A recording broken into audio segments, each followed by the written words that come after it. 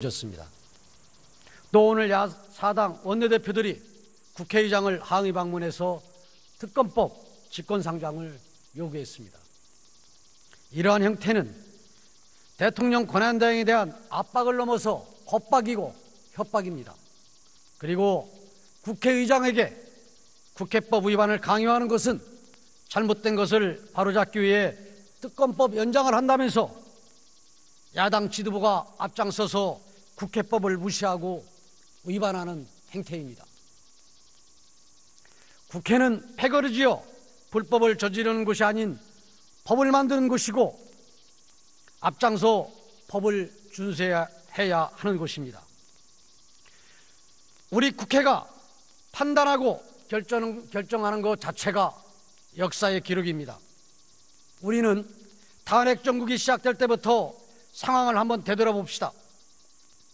탄핵안 처리 과정에서 탄핵의 정당성의 옳고 그름을 떠나서 검찰의 수사도 끝나지 않고 우리 국회가 결정한 특검이 수사도 시작하기 전에 언론, 여론, 감정에 따라 탄핵을 의결한 것은 시기와 절차를 무시한 결정으로서 큰 오점을 남긴 역사의 기록입니다.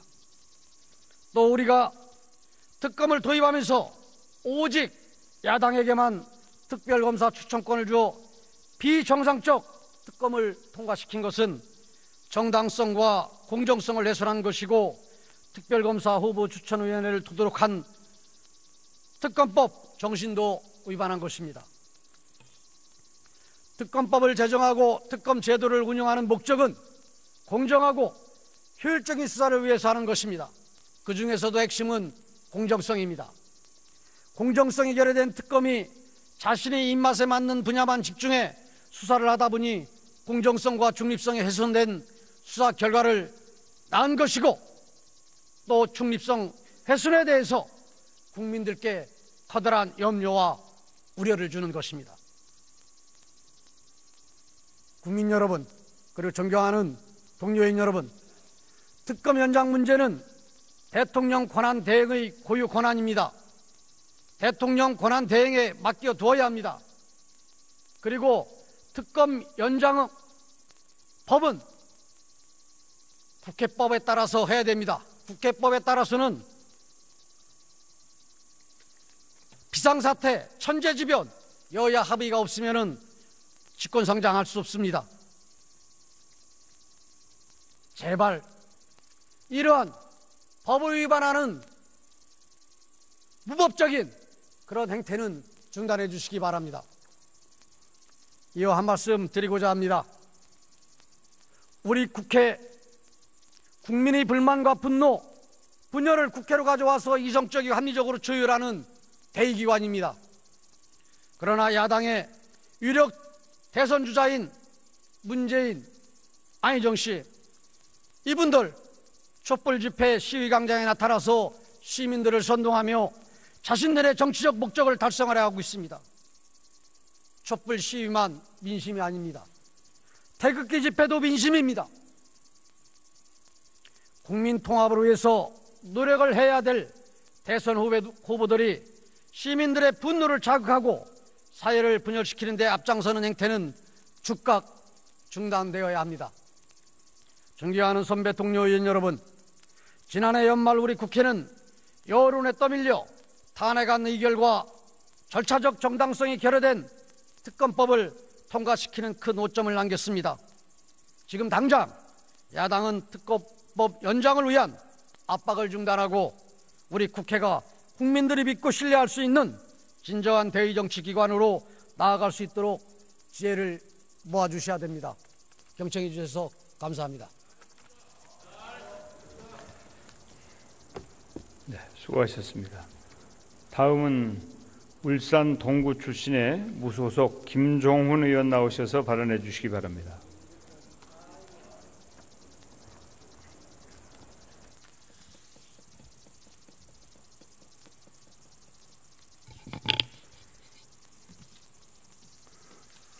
존경하는 정세균 의장님, 그리고 동료 의원 여러분, 울산 동구 무소속 국회의원 김종훈입니다.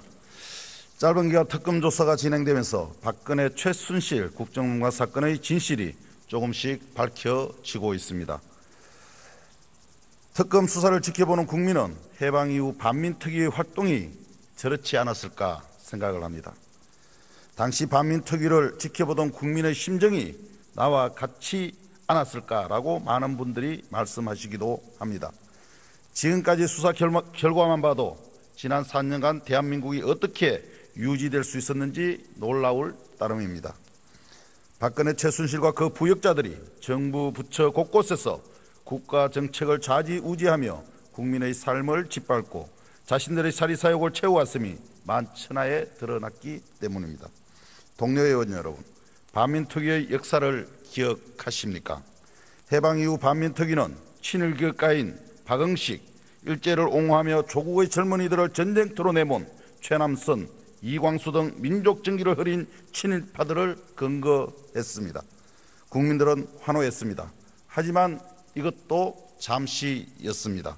권력을 일으켜서 두려워한 친일파와 그 친일파를 필요로 하는 이승만 정권이 반민특위의 활동을 노골적으로 방해했습니다. 그때도 친일파들은 반민족 행위 처벌을 통과시킨 국회를 비난하는 여론을 조성했습니다. 반민특위 사무실 앞에서 연일 시위를 벌이기도 했습니다. 국회 프락치 사건을 날조하여 친일 청산의 문제를 이념 대결의 문제로 몰아갔습니다. 기억하지 않은 역사는 되풀이된다고 했습니까? 오늘 국정농단의 부역자들은 특검 수사가 형평성을 잃었다고 합니다. 불법 특검이라며 특검을 중단시키기 위해 안간 힘을 쓰고 있는 듯 보입니다.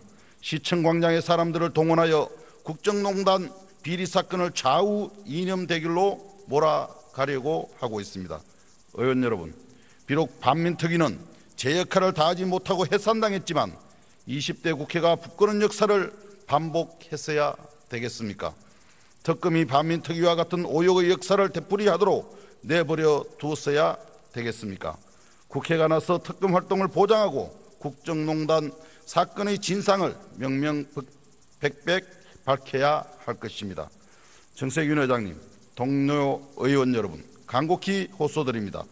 촛불을 든 국민을 믿고 특검 수사가 계속될 수 있도록 힘을 모아 주십시오. 박근혜 최순실 국정농단의 진실이 밝혀지고 있는 지금 생각해보면 지난 4년 대한민국은 순간순간이 국가적 위기 상황이었습니다. 2014년 4월 16일 300여 명의 꽃같은 목숨이 사라져간 그 순간은 대한민국의 국민의 생명을 구할 책임자가 자리를 비운 위기의 순간이었습니다. 2015년 11월 14일 살값 15만 원 이대로는 못 살겠다고 서울로 올라온 농민에게 물대포를 쏘아대던 그날은 대한민국의 민생이 파탄난 위기의 순간이었습니다. 2016년 2월 10일 평화와 통일의 마지막 보루였던 개성공단이 문을 닫는 그날은 남과 북이 화해와 평화가 아닌 대결과 전쟁으로 가는 위기의 순간이었습니다. 2016년 11월 일본의 군국주의 부활을 돕고 동북아의 긴장을 촉발한 한일 군사동맹을 체결하던 그날도 2016년 7월 국회의 의사도 묻지 않고 사드 배치를 발표하던 그날도 대한민국의 외교와 안보가 사라진 위기의 순간이었습니다. 지금 또 그 위기는 계속되고 있습니다. 박근혜 정권의 국정농단은 아직 끝나지 않았습니다. 박근혜 정권이 임명하고 박근혜 정부의 핵심적인 황교안 권한대행은 대통령 행세를 하며 특검영장을 방해하고 국정농단 세력을 두둔하고 있습니다. 그 누구도 그 어떤 정당도 국정농단을 바로잡기 위한 개혁 법안의 처리를 가로막아서는 안 될 것입니다. 국회 곳곳에서 의원들의 농성이 진행되고 있습니다.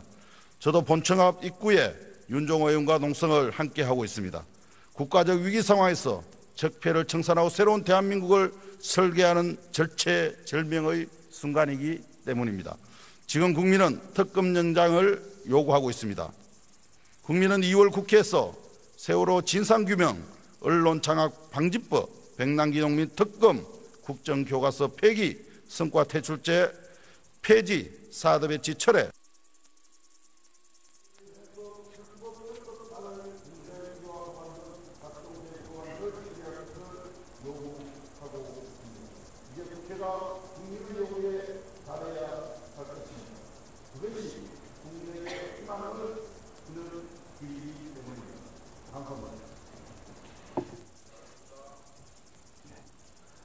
수고하셨습니다. 예. 다음은 자유한국당 비례대표 윤종필 의원 나오셔서 발언해 주시기 바랍니다.